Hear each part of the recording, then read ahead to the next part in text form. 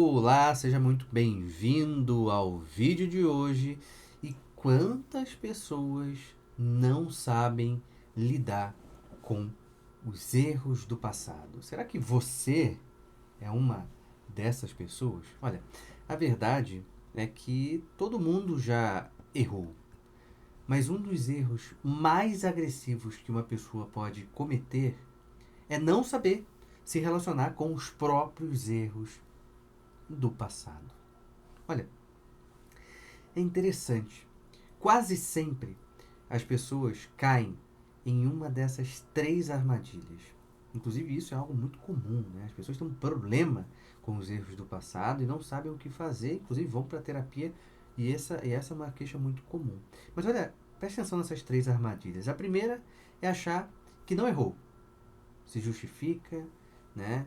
Vai se defender, empurra a responsabilidade para fora, para uma outra pessoa, etc. A segunda é acreditar que já está condenada, que o erro foi tão grande que não tem mais jeito, já era, eu sou a pior pessoa do mundo, sou o cocô do cavalo do bandido. Né? A terceira é tentar resolver tudo de forma obsessiva, como se o passado pudesse ser completamente apagado. É óbvio, eu acho que você concorda comigo, que nenhum desses caminhos vai gerar uma paz, um conforto, nada disso. Né? Por quê? Porque se a gente pensar em maturidade aqui, pensar num verdadeiro amadurecimento, ele começa quando a pessoa consegue reconhecer que o erro, né, foi um erro. Ou seja, o erro como erro. Não é se odiar, nem se desculpar por tudo. É aceitar a realidade. Eu errei. Ponto. E a partir daí, perguntar com certa sinceridade: como eu posso aprender com isso? Olha, preste atenção. O mal pode ser uma ocasião de bem, desde que o homem reconheça como mal, né?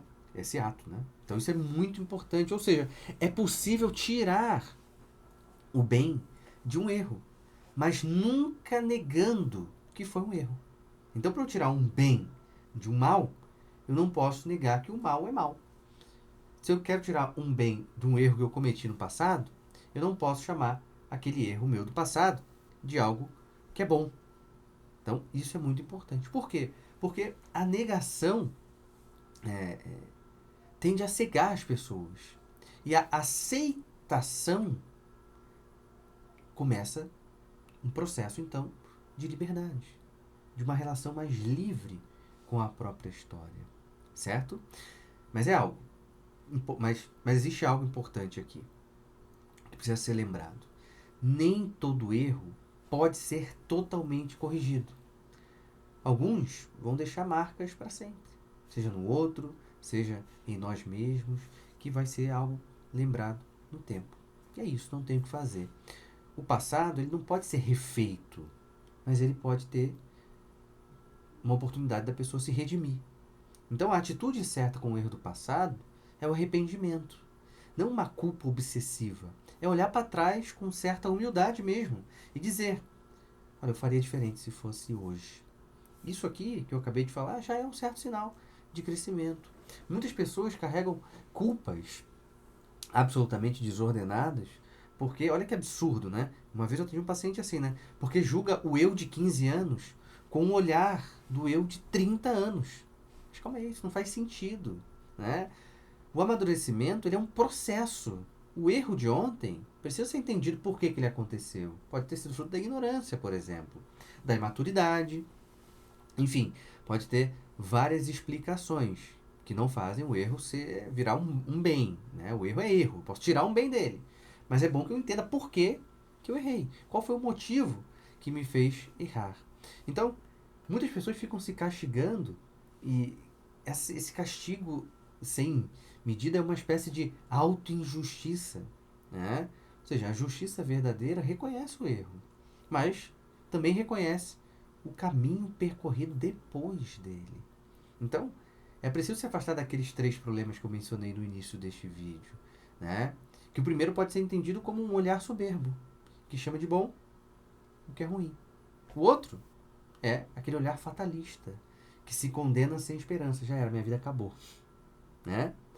E o terceiro é aquele olhar ansioso, que quer consertar tudo de uma vez, como se pudesse ter um controle que iria voltar no tempo e corrigir. Olha, a vida real é feita de tempo e o tempo não volta. Mas ele pode ser usado para uma reconstrução, para um recomeço, por exemplo. Então é muito importante olhar para frente mesmo, né? O passado, ele pode até ter deixado cicatrizes, e todo mundo vai ter algum grau, alguma cicatriz, essa é uma verdade. Mas a cicatriz não é maior do que o corpo, ela precisa estar em algo, ela está no corpo, e o corpo precisa ser maior do que ela para que ela possa estar ali. E essas cicatrizes, elas estão ali, mas elas não precisam ficar abertas. Elas podem se tornar sinais de aprendizado, de humildade e também até mesmo de esperança. Então, é óbvio, todos nós erramos em algum grau no passado. Não tem como fugir disso.